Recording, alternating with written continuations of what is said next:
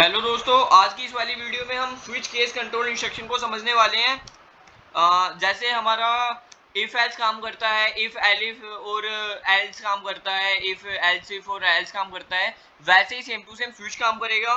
बस बस कुछ एडवांटेज होते हैं स्विच के जो हमारे इफ एलिफ और एल्स लैडर में नहीं होते, इफ एल्स इफ और एल्स लैडर में नहीं होते। मैं पाइथन के थोड़े वर्ड्स यूज कर रहा हूँ, सॉरी उसके लिए। सबसे पहले हम देख लेते हैं कि हम स्विच और इफ एल्स स्विच को क्यों करते हैं, इफ एल्स लैडर को क्यों हम यूज नहीं कर रहे हैं। यहाँ पे स्विच का क्या एडवांटेज है एक तरीके से हम ये समझ लेते हैं। Switch and if else ladder जो है ये सेम ही काम करती हैं, पर स्विच का एक एडवांटेज है कि ये हमारी रीडेबिलिटी को इंक्रीज कर देता है और ये इफ एल्स लैडर से तेज काम करता है। तो अब हम देखते हैं स्विच का सिंटैक्स क्या होता है। स्विच का सिंटैक्स कुछ ऐसा होता है, इसको मैं कमेंट आउट कर दूंगा, पूरा मैं आपको लिख के दिखाऊंगा। सबसे पहले हमें लिखना है स्विच और एक्सप्रेशन देना है। एक्सप्रेशन में हम क्या देंगे, हम कोई भी वेरिएबल दे सकते हैं। एक वेरिएबल का मैं यहाँ पे कॉपी पेस्ट मार के कर देता हूँ, टाइम बचेगा उससे थोड़ा, ठीक है।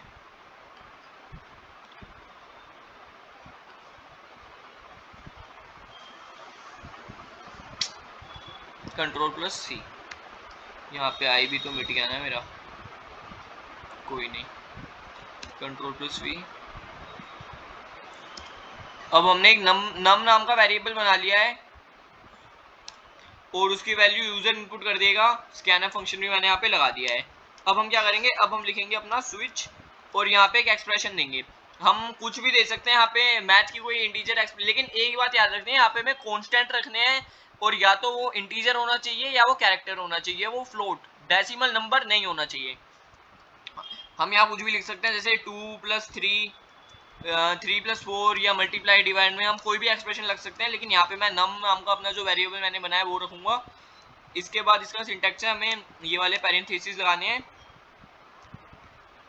तो अब हम लिखेंगे यहाँ पे केस हमने मान लिया 1, केस 1 है। यहाँ पे हमें ये रेशियो वाला ब्रैकेट लगाना है, रेशियो वाला साइन लगाना है। केस 1 कहता है कि अगर केस 1 है तो print F you choose number 1, ठीक है। ऐसे ही मैं 3 केस बना लूंगा, control plus C, control plus V, control plus V. इसकी जगह मैं कर दूंगा यहाँ पे ये ओड प्लस टैब की मदद से मैं मल्टीपल कर्सर यूज कर सकता हूँ। जैसे यहाँ पे मैंने मल्टीपल, इसमें देखो 19 लाइन और 20 लाइन में मैं कुछ भी मैं एक ही जगह टाइप करूंगा, पर ये 2 जगह टाइप हो जाएगा। ओड प्लस टैब दबा के हम कितने भी कर्सर यूज कर सकते हैं। यू चूज नंबर, तो यहाँ पे मैं लिख दूंगा 2। सेम यहाँ पे ओल्ट प्लस लेफ्ट क्लिक, हमारा केस 2 नहीं होगा, 3 होगा, ठीक है, हो गया काम। इसके बाद हम क्या करेंगे, हम यहाँ पे लगा देंगे डिफॉल्ट। जैसे एल्स होता था ना कि अगर केस 1 भी नहीं हुआ, इफ नहीं हुआ और कुछ भी कोई भी ऊपर कोई भी कंडीशन मैच नहीं हुई तो एल्स ब्लॉक रन होगा।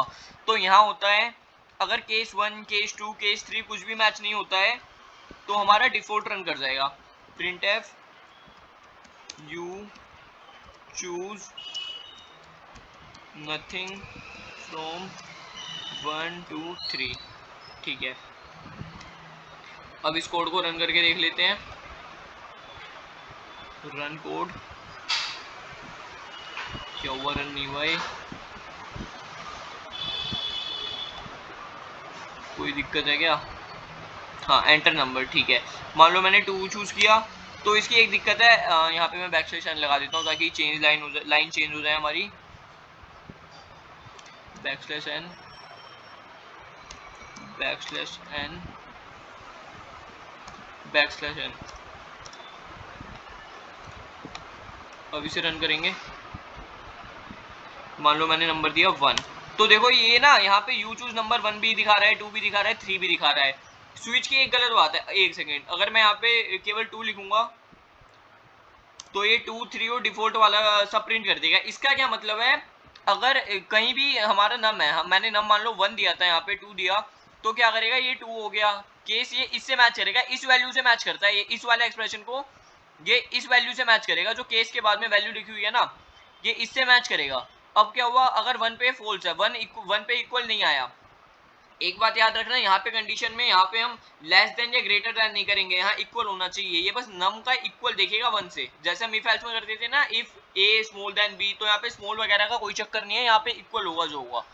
तो नम मान लो मैंने 2 दिया, तो ये 1 पड़ेगा, इक्वल नहीं है, तो ये इस वाले कोड को रन नहीं करेगा। अब ये देखेगा 2 है, अगर जैसे ही इसने 2 पे से देख लिया हाँ ये मैच कर गया, तो ये इसके बाद के सारे कोड को रन कर देगा, चाहे वो 3 ना हो या डिफॉल्ट ना हो। अगर नम 2 है तो ये 2 के बाद को सबको रन कर देगा, ये नहीं देखेगा कि 3 था या 4 था, क्या था, ये सारे कोड रन कर देगा। तो इसके लिए हम लगाते हैं ब्रेक स्टेटमेंट, ये स्विच में लगाना, बस इसका ये डिसएडवांटेज लगता है मेरे को, यहाँ पे हमें ब्रेक स्टेटमेंट लगानी पड़ेगी, BREAK। इससे क्या होगा, जैसे ही हमारा कंट्रोल अगर मान लो केस 1 है, यहाँ मैच नहीं किया तो ये यहाँ चला जाएगा, यहाँ मैच नहीं किया यहाँ चला जाएगा। और अगर मान लो यहाँ पे इसको मैंने 3 दिया था, तो ये क्या करेगा, पहले तो ये प्रिंट कर देगा, उसके बाद ये ब्रेक देखेगा, ब्रेक देखने के बाद क्या होगा, अगर ब्रेक रन होता है तो इसका मतलब है हमारा कंट्रोल इससे बाहर चला जाएगा, स्विच से बाहर आ जाएगा, सीधा यहाँ आ जाएगा रिटर्न 0 पे। अब इसे रन करके देखते हैं, एंटर नंबर मान लो मैंने 2 किया, एंटर, बस देखो 2 हुआ, क्योंकि 2 इसने देख लिया, पहले 1 देखा होगा, 1 नहीं है, 2 इसने देखा, तो 2 के बाद सीधा यहाँ पे ब्रेक आ गया है, और ब्रेक के बाद ये सीधा स्विच से बाहर चला जाएगा। तो ब्रेक कंडीशन हमें लगानी जरूरी होती है, और बस ब्रेक इसमें स्विच में ऑलमोस्ट ये था, मैंने सब कवर करा ही दिया है। और इसमें हम एक चीज और कर सकते हैं, इसमें ना हम कैरेक्टर भी लगा सकते हैं, मान लो कैरेक्टर मैंने लगा दिया, ये मैंने बना रखा था शायद पहले, नहीं ये दूसरा एग्जांपल है, कोई नहीं, कैरेक्टर से मैं आपको सिखा दूं, मान लो मैंने यहाँ लिख दिया कैरेक्टर, अगर हमें यूज करना है तो हमें यहाँ पे ये वाला ये लगाना पड़ेगा, सिंगल ब्रेसेस, स्विच, एक वेरिएबल बनाते हैं हम कैर का, जिसका होगा ch नाम, कैर ch, और scanf में हम लगा देंगे %c एंड ch, ठीक है।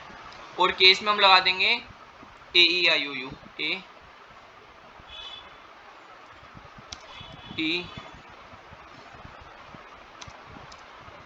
हाँ एक चीज और बतानी थी, चलो इससे कवर हो जाएगी, AE, इसको मैं हटा दूंगा, यहाँ पे क्यों हटा रहा हूँ अभी समझा दूंगा सब मैं आपको।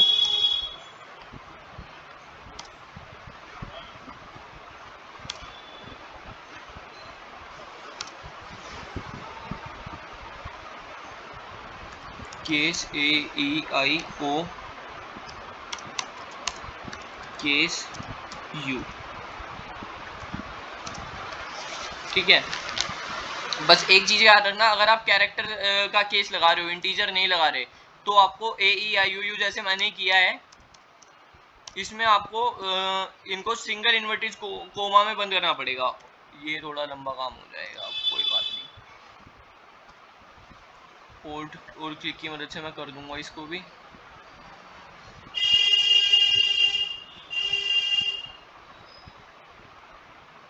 ओल्ड और क्लिक दबा के यहाँ पे मैं मल्टीपल कर्सर एक्सेस कर सकता हूँ। अब मैं एक ही जगह सिंगल कोमा लिखूंगा और हमारा काम हो जाएगा। हाँ हो गया। अब देखो हमें क्या करना है, यहाँ पे एक चीज हमें समझनी है, अगर ये भी मैं कर सकता हूँ कि केस के बाद मैं कोई कोड यहाँ पे ना दूं, यहाँ पे मैं कोई कोड ना दूं, ये भी ऑप्शनल है, COD मान लो यहाँ पे मैंने कोई कोड नहीं दिया तो भी चलेगा।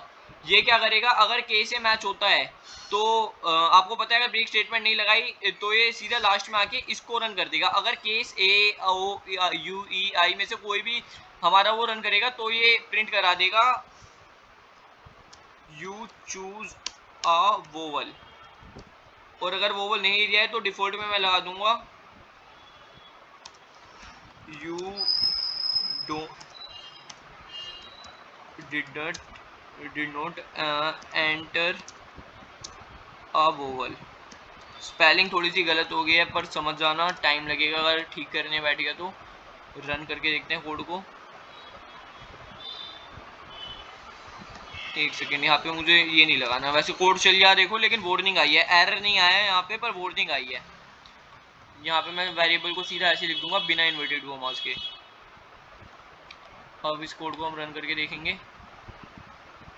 मान लो मैंने कर दिया ए एक वोवल है तो ये बता देगा यू चूज अ वोवल। अब देखो इसने क्या किया, मैं बैकस्लैश लगाना भूल गया। अब ये क्या करेगा, अगर मैंने इसको एक वोवल दिया जैसे ई दे दिया तो पहले बता देगा you choose a vowel, but बाद में ये कह रहा है you did not enter a vowel. इसमें क्या दिक्कत है, यहाँ पे मैंने ब्रेक स्टेटमेंट नहीं लगाई। मैंने आपको बताया था अगर ब्रेक नहीं लगा तो ये इसके बाद वाला भी पढ़ देगा, ये डिफॉल्ट को भी पढ़ देगा। तो यहाँ पे मुझे ब्रेक भी लगाना है। अब मेरा कोड एकदम परफेक्ट काम करेगा। एंटर नंबर, नंबर यहाँ पे कोई दिक्कत नहीं, कैरेक्टर डालना था मुझे, मैं आई डालूंगा तो ये बोल रहा है यू चूज अ वोवल। यहाँ पे ठीक कर लेना, एंटर नंबर नहीं होगा। और अगर यहाँ पे मैंने एच दे दिया तो ये कह रहा है you did not enter a vowel. तो ये होता है हमारा स्विच। याद रखना ब्रेक लगाना कंपलसरी है। एक नई चीज हमने यहाँ सीखी, जरूरी नहीं है हम हर केस में कोड लिखें, हम सारे केसेस के बाद में लास्ट में कोड भी लिख सकते हैं। अगर ये कोई भी एक केस मैच करता है तो ये इसको रन कर देगा। और ब्रेक लगाना मत भूलना। और स्विच में अब हमने सब कवर कर लिया है। मैं एक बार देख लेता हूँ अपने रजिस्टर में। और डिफॉल्ट भी ऑप्शनल होता है। और एक चीज और, जरूरी नहीं है हम डिफॉल्ट को लास्ट में लिखें। कंट्रोल प्लस एक्स, अगर मैं डिफॉल्ट को पहले भी लिख दूंगा या किसी केस के बीच में भी लिख दूंगा तो भी ये बिल्कुल वैसे ही रन करेगा। ये डिफॉल्ट वाले को बाद में ही पड़ेगा। मान लो मैं यू दूंगा तो कोई दिक्कत नहीं। ये डिफॉल्ट को ओवरऑल इतना समझ लो, हम डिफॉल्ट को कहीं भी लिख सकते हैं, पर रीडेबिलिटी बढ़ाने के लिए हमें वो लास्ट में लिखना ज्यादा प्रेफर करते हैं हम, और हम उसे कहीं भी लिख सकते हैं।